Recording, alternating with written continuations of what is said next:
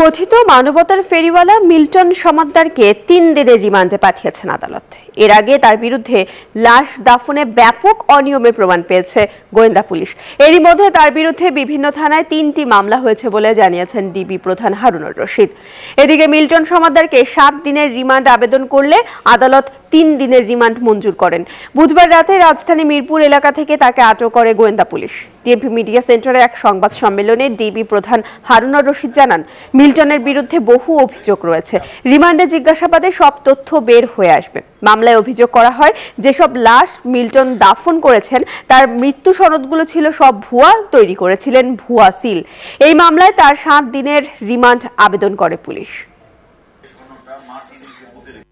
লাশ দাফন করার যে পুলিশের যে সিটি কর্পোরেশনের যে অনুমোদনটা সে তো নেই না, সে নিজেই তো লিখে সাইন করে এই কাগজপত্র সিলগুলি আমরা তার কাছ থেকে উদ্ধার করেছি। এটা আমরা বাদী হয়ে একটা মামলা করেছি। আর আরও 2টা বাদী তারা অলরেডি মামলা রুজু করে ফেলে থানায় আছে।